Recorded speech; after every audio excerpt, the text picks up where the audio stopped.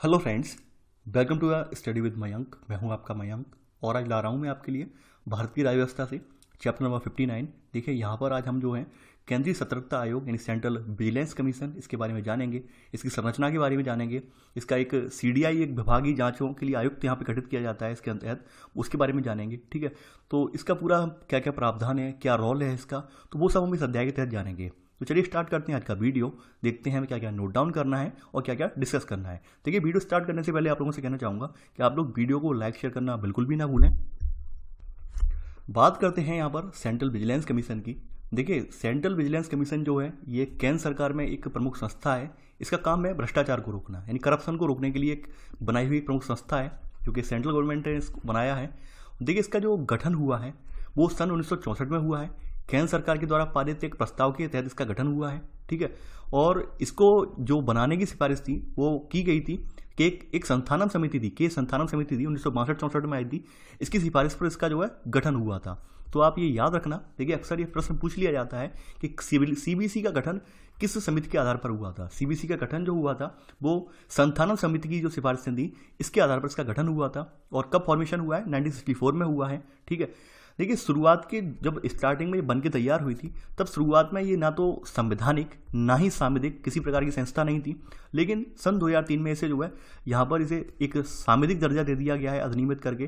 ठीक है, अपने शुरुआत में यानी मूल जब स्टार्टिंग में ये कोई ना तो ये संवैधानिक संस्था थी और ना ही सांविधिक संस्था थी, लेकिन सन 2003 में संसद के द्वारा एक पारित अधिनियम के विधि के द्वारा इसे जो है सांविधिक दर्जा दे दिया गया है। संसद के द्वारा एक कानून पारित करके इसे सांविधिक का दर्जा दे दिया गया है। ये यहाँ पे नोट कर लेना, सेकंड का सब पॉइंट। ठीक है, देखिए यहाँ पर इसके कार्य क्या है, सबसे बड़ी बात तो ये देख लेते हैं। देखिए ये क्या करती है, ये सार्वजनिक हित के खुलासे, सूचना देने वाले सुरक्षा प्रस्ताव यानी public interest disclosure and protection information resolution के तहत सूचना देने वालों द्वारा भ्रष्टाचार या कार्यालय के दुरुपयोग, इनसे आरोपों का किसी प्रकार के खुलासे या शिकायतें जो होती हैं इन्हें प्राप्त जो होती हैं तो उन पर ये कार्यवाही करते हैं। यानी कि जो आपका public interest disclosure protection of information resolution informers resolution के तहत यहाँ पर इन्हें जो शिकायतें प्राप्त होती हैं ये उनका निवारण करते हैं। ठीक है, तो देखिए ये यहाँ पर आगे आप लाइन देख लेंगे, ये विसिल ब्लोअर एक्ट के नाम से जाना जाता है। विसिल ब्लोअर में बात ये कही गई है यहाँ पर। ठीक है, सबसे मेन इसका रोल क्या है? इसका मेन रोल ये है कि केंद्र सरकार के अंतर्गत जो समस्त सतर्कता गतिविधियां हैं इनका अनुश्रवण करेगा और केंद्र सरकार के संगठनों, उनके सतर्कता कार्यों, इसकी योजना बनाने, इनका कार्यान्वयन करने, समीक्षा करने, सुधार करने के संबंध में विभिन्न प्राधिकारियों को सलाह देगा। यानी सेंट्रल गवर्नमेंट से रिलेटेड जो निकाय हैं, ठीक है, तो वहाँ पर किस तरह से उनका संगठन होगा, किस तरह से वहाँ कार्यान्वयन होगा, वहाँ पर किस तरह से समीक्षा की जाएगी उनके क्रियाकलापों की। ठीक है, और किस तरह की यहाँ के प्राधिकारियों की गतिविधियाँ होंगी, उन्हें कैसे सलाह दी जाएगी, वो सब कार्य किसके होंगे? सीबीसी के होंगे। तो ये यहाँ पर नोट कर लेना। ठीक है, आगे बढ़ते हैं, संरचना की बात कर लेते हैं। यानी इसकी संरचना किस प्रकार की है? देखिए सीबीसी की संरचना जो है एक बहुत सदस्यीय संस्था है, यानी कि यहाँ पर काफ़ी सारे सदस्य होते हैं, लेकिन इसमें मेन रूप से क्या है, एक अध्यक्ष यानी क्या, एक केंद्रीय सतर्कता आयुक्त और इसके अलावा 2 या 2 से कम सतर्कता आयुक्त होते हैं। ठीक है, यानी 2 या 2 से कम सतर्कता आयुक्त और होते हैं इसके सहायता के लिए। ठीक है, और इनकी जो नियुक्ति होती है यहाँ पर, इनकी नियुक्ति राष्ट्रपति के द्वारा एक 3 सदस्यीय समिति की सिफारिश पर होती है। और इस समिति में कौन कौन होता है? प्रधानमंत्री होते हैं यहाँ पर। ठीक है, एक लोकसभा में विपक्ष का नेता होता है और केंद्रीय गृह मंत्री होते हैं। इनकी सिफारिश पर इसकी जो है यहाँ पर किसकी, इनकी नियुक्ति होती है। ठीक है, यानी ये जो 3 सदस्यीय समिति है ये सिफारिश करती है राष्ट्रपति से और राष्ट्रपति से संबंधित व्यक्ति को यहाँ पर केंद्रीय सतर्कता आयुक्त के रूप में नियुक्त करता है। ठीक है, अब देखिए इनका कार्यकाल देख लेते हैं। अगर इनके कार्यकाल की बात करें तो इनका कार्यकाल 4 साल या फिर 65 वर्ष जो भी पहले हो। ठीक है, ये तब तक के लिए हो सकता है और ये अपने कार्यकाल के समाप्त होने के पश्चात ये ना तो केंद्र सरकार के अधीन और ना ही राज्य सरकार के अधीन ये किसी पद में तैनात नहीं किए जा सकते हैं। ठीक है, अब देखिए इनको हटाने का तरीका वही है जो आप पीछे देखते आए थे, यानी कि जो जैसे पीछे जो आपने पिछले अध्यायों में देखा था हटाने का तरीका केंद्रीय सूचना आयोग में जो हटाने का तरीका था। ठीक है, वही तरीका यहाँ पर भी है। देखिए इन्हें या तो राष्ट्रपति हटा देगा या खुद परिस्थितियों को देखते हुए, जैसे दिवालिया हो जाए, नैतिक चरित्रहीन हो, ठीक है, या फिर अपना जो कार्यभार है सही से संभाल नहीं पा रहे हो, मानसिक या शारीरिक रूप से उन्हें कोई कष्ट हो, असमर्थ हो। ठीक है, तो इस तरह से उन्हें हटा सकता है। या फिर सिद्ध कदाचार, ठीक है, ये दुराचरण या अक्षमता या कदाचार के आधार पर हो तो इस स्थिति में ये उच्चतम न्यायालय से जांच करवाएंगे और उच्चतम न्यायालय अगर जांच में इन्हें दोषी पाता है तो राष्ट्रपति उसकी सलाह के अकॉर्डिंग इन्हें इनके पद से हटा देंगे। तो ये अपने हिसाब से आप लिख लेना। ठीक है, देखिए केंद्रीय सतर्कता आयुक्त के जो वेतन भत्ते हैं, ठीक है, और सेवा शर्तें हैं, तो ये यहाँ पर देखिए अब कौन सा पॉइंट आएगा, ये आपका ये तो सेकंड पॉइंट हो गया, थर्ड पॉइंट में आपका ये वाला बन जाएगा यहाँ पर, ये चौथा पॉइंट बन जाएगा। ठीक है, तो ये पॉइंट अपने हिसाब से बना लिया कीजिए। देखिए इनके जो वेतन भत्ते और अन्य सेवा शर्तें हैं ये यूपीएससी के अध्यक्ष हैं इनके समान ही होंगे। और ठीक है, और यहाँ पर सशक्ता आयोग की संघ लोक सेवा आयोग के सदस्यों के समान ही होगी सैलरी वगैरह, यहाँ पे ये बात कही गई है। ठीक है, तो आप ये चौथे पॉइंट में लिख लेना। आगे बढ़ते हैं, इसका संगठन देख लेते हैं। यानी संगठन में यहाँ पर जो मेन इसकी कार्यकारिणी है, यहाँ पर कौन कौन यहाँ पर हैं, ठीक है, जो एक्टिव रूप से रहकर भ्रष्टाचार की यहाँ पर रोकथाम करती हैं, भ्रष्टाचार रोकने के लिए यहाँ पर ये हमेशा जो है कर्तव्यनिष्ठ रहती हैं। देखिए सीबीसी का एक अपना सचिवालय है, इसका खुद का एक सचिवालय है। ठीक है, इसके अलावा यहाँ पर मुख्य तकनीकी परीक्षक शाखा है इसकी, और विभागीय जांचों के लिए इन्होंने आयुक्त बनाए, सीडीआईज की एक शाखा खोली है। ठीक है, सचिवालय में क्या है, यहाँ पर इनका सचिव होगा, सचिव के और संयुक्त सचिवगण होंगे, उप सचिवगण होंगे, अवर सचिवगण और कार्यालय के कर्मचारी होंगे सचिवालय में। इस संबंधित रिकॉर्ड वगैरह देखने के लिए, परखने के लिए, जांचने के लिए सचिवालय बनाया है। मुख्य तकनीकी परीक्षक शाखा क्यों बनाई गई है? देखिए मुख्य तकनीकी परीक्षक शाखा बनाने का रोल ये है, आपको मैंने पहले भी बताया था कि जहाँ यहाँ पर जो पदों पर व्यक्ति नियुक्त किए जाते हैं, ये ऐसा नहीं है कि हर क्षेत्र में विशेषज्ञ हों, ऐसा बिल्कुल भी जरूरी नहीं है कि भाई इन्हें हर क्षेत्र की नॉलेज हो। अब चूंकि संबंधित विभाग जो होते हैं विभिन्न विभागों के ऊपर ये भ्रष्टाचार की जांच करते हैं, केंद्रीय विभागों के ऊपर, तो वहाँ पर विषय विशेषज्ञ व्यक्ति चाहिए। तो ऐसे में तकनीकी परीक्षक का कार्य यही होता है कि तकनीकी परीक्षक जो होते हैं संबंधित विषय विशेषज्ञ व्यक्ति होते हैं, और वो समय समय पर सीबीसी को यहाँ पर सहायता प्रदान करते हैं। ठीक है, तो यहाँ पर यही है कि मुख्य तकनीकी परीक्षक संगठन सीबीसी की तकनीकी शाखा है, जिसमें मुख्य अभियंता, जिनका पदनाम मुख्य तकनीकी परीक्षक होता है तथा सहायक इंजीनियर स्टाफ होते हैं। ठीक है, तो ये सब इनकी जो है मदद करते हैं अनुसंधान वगैरह में। ठीक है, यानी इनका तकनीकी रूप से अन्वेषण अंकेक्षण करते हैं, निर्माण कार्यों से संबंधित शिकायतों के विशिष्ट मामलों का अनुसंधान करते हैं। निर्माण कार्य कहीं होते हैं, ठीक है, यानी कि कंस्ट्रक्शन के वर्क वगैरह है, वहाँ पे कोई शिकायतें हैं तो इंजीनियरिंग वाले बताते हैं कि भाई यहाँ पर घटिया मटेरियल इस्तेमाल हुआ है, यहाँ पर ये हुआ है। ठीक है, इसके अलावा मुख्य तकनीकी परीक्षक शाखा के रूप में यहाँ पर सीबीआई भी इनकी मदद करती है। देखिए यहाँ पर कुछ अभ्यर्थी जो होंगे अभी भी सीबीआई और सीबीसी को डिफ्रेंशिएट नहीं कर पा रहे होंगे, एक ही समझ रहे होंगे, जबकि सीबीआई और सीबीसी में डिफरेंस है। देखिए सीबीसी का मेन जो रोल है वो यहाँ पर सेंट्रल विजिलेंस कमीशन का मेन रोल है भ्रष्टाचार को रोकना, अपराध से मतलब नहीं है, यानी अपराध की जांच नहीं करेगा।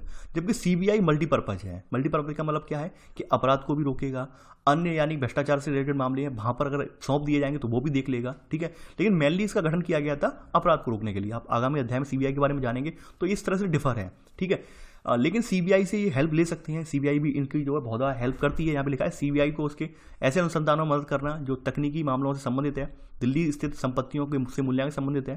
ठीक है, तो सीबीआई को भी ये हेल्प देते हैं कभी कभी, और सीबीआई इनको भी दे देती है। ठीक है, आगे बढ़ते हैं। देखिए सबसे इंपॉर्टेंट बात ये है ये वाला पोर्सन, और ये जो पोर्सन है विभागीय जांचों के लिए आयुक्त सीडीआईज, कमिश्नर फॉर डिपार्टमेंटल जो है इंक्वायरीज, ये जो पोर्शन है यहाँ से एक क्वेश्चन जो है आपको हर बार देखने को मिल जाएगा।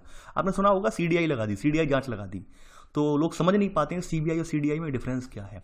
देखिए सीडीआई जो कमिश्नर्स फॉर डिपार्टमेंटल इंक्वायरीज है, जैसे कि नाम से ही आपको प्रसिद्ध हो रहा होगा यहाँ पे, ये केवल संबंधित विभाग में संबंधित विभाग के अधिकारियों के ऊपर यानी कि जांच अधिकारियों के रूप में कार्य करते हैं, और ये केवल लोक सेवकों के विरुद्ध विभागीय कार्रवाइयों की मौखिक जांच पड़ताल करते हैं, यानी कोई लिखित जांच पड़ताल नहीं करना, ओरल रूप से जांच पड़ताल करना इनका कार्य है, और केवल संबंधित विभाग। ठीक है, यानी कि जहाँ जहाँ अखिल भारतीय सेवाएं के जो सेवक तैनात हैं उन विभागों की मौखिक रूप से जांच करना, यही इनका काम है सीडीआई वालों का। ठीक है, तो सीडीआई और सीबीआई में आप डिफरेंस याद रखना है यहाँ पर। ठीक है, तो ये आपने नोट कर लिया होगा। आगे बढ़ते हैं, इनके कार्य देख लेते हैं, यानी किस तरह से जो सीबीसी है, सेंट्रल विजिलेंस कमीशन, ये कार्य करती है। देखिए हमारे यहाँ एक भ्रष्टाचार निवारण अधिनियम बना है 1988 में। ठीक है, तो ये अगर कोई इसके तहत कोई अपराध किया गया होगा, यानी इसमें साफ साफ लिखा है केंद्र सरकार के निर्देश पर ऐसे किसी विषय की जांच करना जिसमें केंद्र सरकार या इसके प्राधिकरण के किसी कर्मचारी ने भ्रष्टाचार निवारण अधिनियम में जो धाराएं बढ़ देते हैं, जो अपराध बढ़ देते हैं, उसकी श्रेणी में कोई अपराध किया है तो उसकी ये जांच करेगा। ठीक है, सब पूरी टोटल बातें घुमा फिरा के यहीं आ जाती हैं, यानी कि यहाँ जो भ्रष्टाचार निवारण अधिनियम में जो सेंट्रल से रिलेटेड उनके कर्मचारियों से रिलेटेड भ्रष्टाचार के मामले हैं वो सब यही देखेगा। ठीक है, इसके अलावा भ्रष्टाचार निवारण के तहत यहाँ पे अधिनियम के तहत इसमें दिल्ली पुलिस स्थापना या सीबीआई की जो है कामकाज भी यही देखेगा, मॉनिटर करेगा, यानी सीबीआई के जो अधिकारीगण हैं, सीबीआई की कार्रवाइयाँ वगैरह इसके ऊपर, यानी सीबीआई के ऊपर कौन है, सीबीसी तैनात है। ठीक है, भ्रष्टाचार निवारण अधिनियम ने इसे जो शक्ति प्रदान की है, इसके तहत क्या अपराधों की जांच से संबंधित दिल्ली विशेष पुलिस स्थापना के कामकाज की देखरेख करना, वो भी सीबीसी करेगा देखरेख। ठीक है, इसके अलावा इसे निर्देश देने का कार्य भी इसी के तहत जो है ये भी करेगा, यानी कि ये निर्देश भी दे सकता है। भ्रष्टाचार निवारण अधिनियम के तहत, ठीक है। और यहाँ पर जो सीबीआई के द्वारा कोई जांच की गई, कोई रिपोर्ट सबमिट की गई है, उसकी समीक्षा करने का कार्य भी किसका है? सीबीसी का ही है, ठीक है। सेंट्रल विजिलेंस कमीशन इसके कार्यों की समीक्षा भी करेगा, किसके तहत? भ्रष्टाचार निवारण अधिनियम 1988 के तहत, ठीक है। तो देखिए सारी बातें जो है, जैसे समीक्षा करना, निर्देश देना, ठीक है, समय समय पर इनकी जो है कामकाजी देखरेख करना, एक ही लाइन में आप पिरो लेना, ठीक है। इनके लिए अलग अलग लाइनें मत लिखना, एक ही लाइन में इन्हें लिख लेना, ठीक है। आगे बढ़ते हैं। यहाँ पर देखिए, यहाँ पर अगली बात आती है आपका कि यहाँ पर अगला पॉइंट है कि भ्रष्टाचार निवारण अधिनियम के तहत जो मुकदमा चलाने हेतु संबंधित प्राधिकारियों को दिए गए लंबित प्रार्थना पत्रों की समीक्षा करना, यानी कि मुकदमा चलाने के लिए तमाम बार क्या होता है, किसी लोक सेवक वगैरह पे मुकदमा चलाना होता है, तो ये उनसे देते हैं पत्र वगैरह, रजिस्ट करते हैं, प्रार्थना पत्र वगैरह देते हैं, ठीक है, या प्रार्थना पत्र इनके पास आते हैं तो उनकी समीक्षा करना, ये सब कार्य, ये मत लिखना, इंपॉर्टेंट नहीं है इतना, ये तो आप ऑलरेडी जानते हैं, ठीक है। इसके अलावा यहाँ पर लोकहित उद्घाटन तथा सूचक की सुरक्षा से संबंधित संकल्प के अंतर्गत प्राप्त शिकायतों की जांच करना तथा आयुक्त कार्रवाई की अनुशंसा करना। कहने का मतलब क्या है कि पब्लिक से जुड़े हुए मुद्दे जो हैं, यानी जहाँ पर मान लीजिए भ्रष्टाचार वगैरह हुआ है, वहाँ पब्लिक का कोई व्यक्ति आता है, एक वहाँ पर जो है सूचना डालता है, तो उस सूचना के आधार पर उस पब्लिक हित से जुड़े हुए, लोक हित से जुड़े हुए मुद्दे की जांच करना, क्या वाकई में यहाँ पर ये संबंधित व्यक्ति ने जो हमें एविडेंस भेजे हैं, इसके आधार पर क्या वाकई में फलाना डिपार्टमेंट दोषी है या नहीं है, ठीक है। इसके अलावा यहाँ पर सबसे इंपॉर्टेंट 10th वाला पॉइंट है, ये जो है अखिल भारतीय सेवाएं हैं, IAS, IPS, IPS, यानी केंद्र सरकार, केंद्रीय सेवाओं तथा अखिल भारतीय सेवाओं से संबंधित सतर्कता, अनुशासनिक मामलों में नियम विनिमय बनाने के लिए CBC से सलाह लेगी। यानी इनसे संबंधित जो नियम विनिमय बनाए जाएंगे वो CBC की सलाह से ही बनाए जाएंगे, यानी इनके कार्य किस प्रकार से होंगे, कौन कौन से उत्तरदायित्व होंगे, ठीक है, किस तरह से अपने दायरे में रहकर ये काम करेंगे, IAS, IPS, IFS, ठीक है। ऐसा तो नहीं है कि भ्रष्टाचार में संलिप्त हो जाएं, कि पैसा कमाने के लालच से, तो CBC इनसे रिलेटेड जो है सलाह देगी, ठीक है, इनसे रिलेटेड नियम बनाने के लिए, विनियम बनाने के लिए, ठीक है, सलाह देगी, ठीक है। तो ये अगली बात यहाँ पे निकल के आती है, ठीक है। देखिए केंद्रीय सतर्कता आयुक्त इसके अध्यक्ष होते हैं, ठीक है, यानी कि आप जानते ही हैं, और इसमें 2 निगरानी आयुक्त, तो साथ में गृह मंत्रालय के सचिवगण, कार्मिक और प्रशिक्षण विभाग के सचिवगण, वित्त मंत्रालय के राजस्व विभाग के सचिव। देखिए यहाँ पर ये बताई गई है बात, यहाँ पर ये 11वां पॉइंट, ये ध्यान रखना, यहाँ पर 11वां पॉइंट में ये बताई गई है, ये बात यहाँ पे की गई है प्रवर्तन निदेशालय की, ED की, ठीक है। ED की फुल फॉर्म होती है एनफोर्समेंट डायरेक्टरेट, ED, इसे हम प्रवर्तन निदेशालय के नाम से जानते हैं, ठीक है। पहले थोड़ा सा ED के बारे में हम जान लेते हैं, उसके बाद हम यहाँ पर ये वाला जो पॉइंट है तो वो देखेंगे, ठीक है। यानी इसका मतलब है एनफोर्समेंट डायरेक्टरेट करके इसकी फुल फॉर्म है। इसका जो गठन हुआ था वो 1 मई 1956 में इसका गठन हुआ है। ये जो है मिनिस्ट्री ऑफ फाइनेंस, ठीक है, वित्त मंत्रालय है, इसके अधीन आता है। वित्त मंत्रालय का एक विभाग है, डिपार्टमेंट ऑफ रेवेन्यू, ठीक है, राजस्व विभाग के तहत ये आता है प्रवर्तन निदेशालय। इसका काम क्या है? मनी लॉन्ड्रिंग या फिर गलत तरीके से जो पैसा वगैरह ट्रांसफर वगैरह होता है उन सबको देखना, उनकी जांच करना, ठीक है, उन पर निगरानी बनाए रखना, उन पर एक्शन लेना, ये सब इसके कार्य हैं, ठीक है। यानी धन का भी प्रेषण वगैरह होता है, या धन को गलत तरीके से आप लोग जो भुनाते हैं, जैसे आपने देखा होगा तमाम लोग क्या होता है, जो धन वगैरह है गलत तरीके से विदेशों से मंगाते, विदेशों में भेज देते हैं, तो वो सब देखने का कार्य किसका है? ED यानी प्रवर्तन निदेशालय का है, एनफोर्समेंट डायरेक्टरेट का है। तो एनफोर्समेंट डायरेक्टरेट के जो निदेशक हैं, इनकी नियुक्ति कहाँ से होगी ये बताया गया है। इनकी नियुक्ति जो है CBC के अध्यक्ष और आयुक्त होंगे, इसमें गृह मंत्रालय के सचिवगण, ये सब मिलकर किसकी नियुक्ति करेंगे? प्रवर्तन निदेशालय के निदेशक की नियुक्ति करते हैं, ठीक है। यानी इनके अनुशंसा करने पर, यानी ये लोग ऊपर जो व्यक्ति हैं CBC के अध्यक्ष, दोनों आयुक्त, गृह मंत्रालय के सचिवगण यहाँ पर, ठीक है, वित्त मंत्रालय के राजस्व विभाग के सचिवगण, और ये सब सदस्य जो होते हैं अनुशंसा के आधार पर केंद्र सरकार जो है, जो प्रवर्तन निदेशालय इसके निदेशक की नियुक्ति करती है, ठीक है। और इनकी सलाह से, यानी कि इनके प्रवर्तन निदेशालय की सलाह से फिर बाद बाकी और जो उपनिदेशक वगैरह होते हैं उनकी नियुक्ति की जाती है। केवल आप ये याद रखना, ये प्रवर्तन निदेशालय के निदेशक की नियुक्ति कैसे की जाती है, वो प्रक्रिया आप यहाँ पे लिख लेना आप, ठीक है, ये मैंने यहाँ पे बता दिया है। अब देखिए यहाँ पर साफ साफ कहा भी गया है, जो CBC है वो मनी लॉन्ड्रिंग प्रिवेंशन अधिनियम, यानी कि prevention of money laundering act, ठीक है, जिस पर ED वर्क करती है, ठीक है। तो इसके तहत संदेह वाले लेन देन है, इन सभी सूचना प्राप्त करने का इसे विशेषाधिकार दिया गया है। यानी ED के ऊपर अगर ये चाहे CBC, तो CBC जो है मनी लॉन्ड्रिंग जो है यहाँ पर, यानी prevention of money laundering act के तहत इनसे रिलेटेड कोई गतिविधि संचालित हो रही है, तो CBC इनसे जानकारी मांग सकती है कि हाँ भाई फलानी फर्म ने, फलाने व्यक्ति ने, ठीक है, या संबंधित विभाग ने ऐसा किया है या क्यों किया है, ठीक है, आप उसकी सूचना हमें दीजिए। तो ऐसे में सूचना ये प्राप्त कर सकता है यहाँ पर, ठीक है। आगे बढ़ते हैं यहाँ पर इसके अलावा यहाँ पर इसमें लिखा है केंद्रीय यानी सीबीओ में जो सीबीसी बोल रहा हूँ, ठीक है, यानी यहाँ पर लिखा है केंद्रीय सतर्कता ब्यूरो में आपका जो है, ठीक है, अभियोजन के निदेशक मंडल के तहत अभियोजन निदेशक को केंद्र सरकार केंद्रीय सतर्कता आयोग की अनुशंसा के आधार पर नियुक्त करेगी। देखिए यहाँ पर ये तो आप छोड़ दीजिए, इतना इंपॉर्टेंट नहीं है, ईडी वाला पूछा जाता है। आगे बढ़ते हैं यहाँ पर।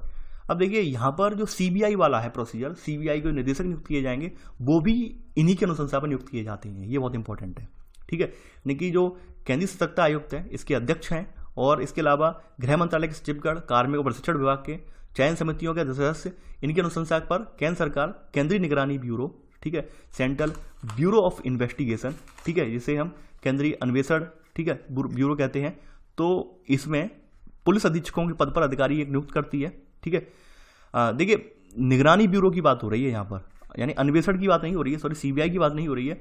सीबीआई के निदेशक का चयन जो होता है वो अलग तरीके से होता है, सीबीआई के निदेशक में ये नहीं, जो निगरानी ब्यूरोस हैं, ठीक है, और जो इंटेलिजेंस यूनिट्स हैं, इंटेलिजेंस जो विभाग हैं, उनके जो अधीक्षक, पुलिस अधीक्षक होते हैं, एसपी वगैरह होते हैं, सुपरिटेंडेंट ऑफ पुलिस बोले जाते हैं, उनकी नियुक्ति कौन करता है? उनकी नियुक्ति सीबीसी करता है, ठीक है, यहाँ पे ये बताया गया है। केवल ये गलती सुधार लेना, सीबीआई के निदेशक का चयन में ये शामिल नहीं होते, सीबीआई के निदेशक के चयन में इनका रोल इतना ज़्यादा नहीं है, ठीक है, ये यहाँ पर आप याद रखना। तो ये तो इनके कार्य थे कुछ, ठीक है। अब इनके कार्यक्षेत्र कौन कौन से हैं? कार्यक्षेत्र में अखिल भारतीय सेवाओं के तहत आईएएस आईपीएस वगैरह आते हैं, यानी ग्रुप ए से संबंधित अधिकारी वो इनके अधिकार क्षेत्र में आते हैं। सार्वजनिक क्षेत्र के बैंकों के स्केल 5 के ऊपर के अधिकारी, यानी बड़े अधिकारी आप बोल सकते हैं। RBI, NABARD, SIDBI grade D और इसके ऊपर के अधिकारी, ठीक है। तो ये जो है यानी केंद्रीय जो हैं यहाँ पर आपके, जैसे पब्लिक जो केंद्रीय जो पब्लिक सेक्टर्स हैं, ठीक है, यानी सार्वजनिक क्षेत्र के बैंक हैं, ठीक है। इसके अलावा अखिल भारतीय सेवाओं के जो हैं ग्रुप ए के जो है कैंडिडेट ग्रुप ए के जो है अधिकारी हैं, इनकी जांच ये करेगा, ठीक है। सरकारी क्षेत्र उपक्रमों के बोर्ड मुख्य कार्यकारी अधिकारी, इनकी जांच ये करेगा, तो ये इनके कार्यक्षेत्र में आते हैं, ठीक है। और साधारण बीमा कंपनियों, इनके प्रबंधक, इनसे ऊपर के स्तर के अधिकारी, इनकी जांच ये इनके क्षेत्र में आती है। इसके अलावा एलआईसी, ठीक है, यानी कि एलआईसी जीवन बीमा निगम में जो वरिष्ठ डिविजनल प्रबंधक हैं, इससे ऊपर के स्तर के अधिकारी, इनकी जांच करेगा, ठीक है। और वे अधिकारी जो केंद्र के अधीन 8700 रुपये प्रतिमाह का वेतन पाने वाले हैं, केंद्र सरकार की महंगाई भत्ता जो है इसके जो है ये भत्ता प्राप्त करते हैं, तो ये भी सीबीसी के दायरे में आएंगे, ठीक है। तो यहाँ पर ये बताया गया है। अब आगे देख लेते हैं, यहाँ पर देखिए इनकी कार्यप्रणाली किस तरह से चलती है। ठीक है, सबसे बड़ी बात यह है इनका मुख्यालय जो है न्यू दिल्ली में है, नई दिल्ली में है, ठीक है। और इसके पास जो है दीवानी न्यायालय जैसी और शक्तियां, इसके अलावा न्यायिक चरित्र भी है इसका, यानी संबंधित जो है अगर कार्रवाई करना चाहे तो ये कार्रवाई भी कर सकता है, ठीक है। देखिए ये जो है केंद्र सरकार और इसके प्राधिकरणों से किसी से भी जानकारी रिपोर्ट मांग सकते हैं, ठीक है। और इनके जो कार्य वगैरह हैं इन पर सतर्कता, भ्रष्टाचार रहित कार्यों पर नजर रख सकते हैं ये, ठीक है। देखिए यहाँ पर जो केंद्रीय सतर्कता आयोग है, सीबीसी है, अपने निर्देश पर किसी जांच एजेंसी द्वारा की गई जांच रिपोर्ट को प्राप्त करने के बाद सरकार अथवा इसके प्राधिकरण के आगे कार्रवाई करने की सलाह देता है। यानी कि ये सीबीसी क्या है, किसी जांच आयोग या जांच एजेंसी से कोई रिपोर्ट इससे मिली, उसके बाद संबंधित विभाग पर जो है कार्रवाई करने की सलाह किसी देगा, ये सरकार को देगा, सेंट्रल गवर्नमेंट को देगा, ठीक है। और ऐसा नहीं है कि भाई सेंट्रल गवर्नमेंट इसकी सलाह पर कोई कदम ना उठाए, सेंट्रल गवर्नमेंट इसकी सलाह पर विचार जरूर करेगा, कदम भी उठाएगा। अगर मान लीजिए सेंट्रल गवर्नमेंट इसके द्वारा दी हुई सलाह है उस पर किसी प्राधिकरण पर कोई एक्शन नहीं लेता है, ठीक है, तो उसे लिखित रूप में सीबीसी को बताना होगा कि हमने एक्शन क्यों नहीं लिया, ठीक है। यहाँ लिखा गया यदि केंद्र सरकार या प्राधिकरण इसकी किसी सलाह से सहमत ना हो तो उसे लिखित रूप में इसके कारणों को केंद्रीय सतर्कता आयोग को बताना होगा, ठीक है। देखिए ये अपने जो वार्षिक क्रियाकलाप होते हैं इनकी रिपोर्ट जो है राष्ट्रपति को देता है, ये ध्यान रखना, यानी इनके जो वार्षिक क्रियाकलाप हैं इनकी रिपोर्ट किसे देगा, ये राष्ट्रपति को देता है, ठीक है। ठीक है, यहाँ पर बात करते हैं मंत्रालयों में सतर्कता इकाइयाँ, यानी जो गवर्नमेंट के मंत्रालय वगैरह हैं इनमें सतर्कता इकाइयाँ किस तरह की होती हैं। यानी कि यहाँ पर केंद्र सरकार के सभी मंत्रालयों विभागों में एक मुख्य सतर्कता अधिकारी होता है जो कि संबंधित संगठन के प्रभाग का प्रमुख होता है, ठीक है। और ये संबंध संस्था और सीबीसी के आयोग के बीच की कड़ी होता है ये अधिकारी जो है, ठीक है। और वहीं अगर बात करें आगे देखते हैं दूसरी ओर, यहाँ पर आपका संबद्ध संस्था तथा सीबीआई के बीच की भी ये कड़ी होता है ये व्यक्ति, ठीक है, यहाँ पर यही बताया गया है इसमें। अब देखिए बात कर लेते हैं यहाँ पर विसिल ब्लोअर प्रोटेक्शन एक्ट की, जो कि मूलतः लाया गया था 2011 में, लेकिन यहाँ पर 2014 बाद में इसका कर दिया गया है। 2014 थोड़ा बहुत इसमें और घटाव बढ़ाव हुए, उसके बाद 2014 कर दिया गया, लेकिन मूलतः ये 2011 में अधिनियमित हुआ था, ठीक है। देखिए इसमें क्या है, इसके तहत कोई भी व्यक्ति जो है गोपनीय तरीके से जो है सीबीसी को भ्रष्टाचार से संबंधित कोई जानकारी प्रदान कर सकता है, ठीक है। और वहाँ पर उसकी गोपनीयता ओपन नहीं करेगा सीबीसी कि भाई फलाना व्यक्ति ऐसी सूचना दी। आप जानते हैं कि आजकल लोग तुरंत जो है बड़े बड़े नेता हैं, बड़े बड़े जो उद्योगपति वगैरह हैं, बड़े बड़े जो फर्म्स वगैरह हैं, ठीक है, उनसे संबंधित कोई सूचना होती है, अगर लीक आउट हो जाती है तो वो हर कदम उठाने की कोशिश करते हैं, दबाने की कोशिश करते हैं, ठीक है। तो यहाँ पर ये बात कही गई है कि इस एक्ट ने विसिल ब्लोअर, विसिल का मतलब होता है सीटी, ठीक है, सीटी बजाने वाला, मतलब एक संज्ञा दी गई विसिल ब्लोअर की, यानी कि गोपनीय व्यक्ति जो सूचना प्रदान कर रहा है तो पहचान को गोपनीय रखने की एक विधि प्रस्तुत की है, ठीक है। आगे बढ़ते हैं। देखिए यहाँ पर इससे क्या होगा, इससे ये होगा कि भाई एक तो ये ऐसी व्यवस्था कायम करता है जिसके जरिए क्या है कि थोड़े जो अधिकारी वगैरह हैं वो भ्रष्टाचार करने से डरेंगे, क्योंकि उन्हें लगेगा भाई किसी व्यक्ति ने मान लो सीबीसी शिकायत कर दी तो हमारे ऊपर तत्काल एक्शन लिया जाएगा, ठीक है। इसमें एक्ट के अनुसार क्या है कि एक व्यक्ति भ्रष्टाचार का जनहित में उजागर एक सक्षम प्राधिकार के समक्ष कर सकता है, और वह प्राधिकार है केंद्रीय निगरानी आयोग, ठीक है। यानी कि वह प्राधिकार केंद्रीय निगरानी अधिसूचना आयोग जो है, अधिसूचना आयोग है, ये सरकार के द्वारा कोई निकाय गठित कर सकती है, ये जो कि भ्रष्टाचार की शिकायतें ये दर्ज करे, ठीक है। इसके अलावा यहाँ पर एक बात और ध्यान रखना, यहाँ पे सबसे इंपॉर्टेंट बात ये है जो कि लोगों को डरा भी देती है, डरा ये देती है, इसमें ये लिखा गया है कि आयोग गलत या दुर्भावना से प्रेरित शिकायतें पाई जाने पर शिकायतकर्ता को 2 साल की जेल का दंड या फिर 30,000 रुपये, यानी कि साथ ही 30,000 रुपये का जुर्माना भी लगा सकती है। मान लीजिए कभी कभी क्या होता है, कुछ लोग बहुत ही बड़े कहते नहीं 30 मार खान बोले जाते हैं, 30 मार खान एक दो है लोकल लैंग्वेज में शब्द है, ये कुछ लोग क्या कहते हैं अधिकारियों को डराने धमकाने के लिए, देखिए आपके खिलाफ ये जांच लगा देंगे, ये करवाएंगे जांच, वो करवाएंगे, ठीक है। तो ऐसे करके कुछ गलत शिकायतें डाल देते हैं, ठीक है। तो ऐसे व्यक्तियों को रोकने के लिए यहाँ पर यह प्रावधान किया गया है कि 2 साल की जेल और 30,000 रुपये का जुर्माना, ठीक है। दूसरी बात यह है भाई, अगर आपको किसी अधिकारी पर डाउट है, किसी अधिकारी को लगता है भाई उसने भ्रष्टाचार किया है, तो आपके पास पूरा ठोस सबूत होना चाहिए, ठीक है, कि आप यानी कि उसके द्वारा दी गई सूचना प्रामाणिक है, प्रामाणिक तौर पर सही है, इसका ठोस सबूत होना चाहिए। ऐसा ना हो कि भाई आपके पास कोई सूचना है नहीं और आपने वैसे ही हवा में उड़ा दिया, फलाना अधिकारी जो है वो भ्रष्ट है, ऐसा है वैसा है, ऐसा बिल्कुल भी नहीं होगा, ठीक है। यहाँ पर लिखा गया है साफ साफ यहाँ पर कि जो व्यक्ति उद्घाटन करता है उसे निजी घोषणा करनी चाहिए कि वह आश्वस्त होकर ही घोषणा कर रहा है, उसके द्वारा दी गई सूचना प्रामाणिक तौर पर सही है, ऐसा ना हो कि भाई सूचना गलत हो, ठीक है। इसके अलावा यहाँ सबसे बड़ी बात यह है, ये जो सीबीसी है, सीबीसी स्वतः संज्ञान नहीं लेता है, स्वतः संज्ञान बोल गया मैं। सीबीसी जो है यहाँ पर कोई उद्घाटन करने वाले मान लीजिए व्यक्ति है और ये शिकायत तो कर रहा है, ठीक है, सरकारी सेवक का नाम, लेकिन नाम इसने उल्लेख नहीं किया है, यानी केवल विभाग का उल्लेख कर दिया है, जगह का उल्लेख कर दिया, लेकिन सरकारी सेवक का नाम नहीं लिया है। साथ ही साथ इसने अपना नाम भी, अपनी पहचान भी गोपनीय रख ली है, तो ऐसे में सीबीसी कोई कार्यवाही नहीं करेगा, ठीक है। कहने का मतलब क्या होता है, काफ़ी सारे व्यक्ति मेल वगैरह करके कह देते हैं भाई फलानी जगह फलाने जिले वाला जिलाधिकारी भ्रष्ट है, ठीक है। अब जिलाधिकारी का नाम का जिक्र भी नहीं किया आपने, ठीक है। इसके अलावा आपने अपनी खुद की पहचान भी नहीं बताई, ठीक है। तो ऐसी जो है शिकायतों की सीबीसी जांच नहीं करेगा, ठीक है। दूसरी बात यह है कि भाई सीबीसी वाला जो कानून है, सीबीसी जो एक्ट है यहाँ पर, ठीक है, सेंट्रल विजिलेंस कमीशन है, ये सेना यानी आर्मी वगैरह, पैरामिलिट्री फोर्स वगैरह और प्रधानमंत्री की सुरक्षा में लगे विशेष सुरक्षा बल, पूर्व प्रधानमंत्री की सुरक्षा में लगे बल पर यह लागू नहीं होता है, यानी इन पर यह लागू नहीं होगा कि भाई इन पर भ्रष्टाचार हो रहा है, यहाँ पर ये है वो है, इन पर ये लागू नहीं होगा, ठीक है। तो ये था हमारा आज का वीडियो। आई होप आपको ये वीडियो पसंद आया होगा। देखिए आप लोग वीडियो को लाइक शेयर नहीं कर रहे हैं, आप लोग ज़्यादा से ज़्यादा वीडियो को लाइक शेयर करते रहिए ताकि ज़्यादा से ज़्यादा लोगों तक पहुंच जाए। तो चलिए आज के लिए बस नहीं, आई होप आपको वीडियो पसंद आएगा। तो चलिए आज के लिए बस नहीं, थैंक्स फॉर वॉचिंग, जय हिंद।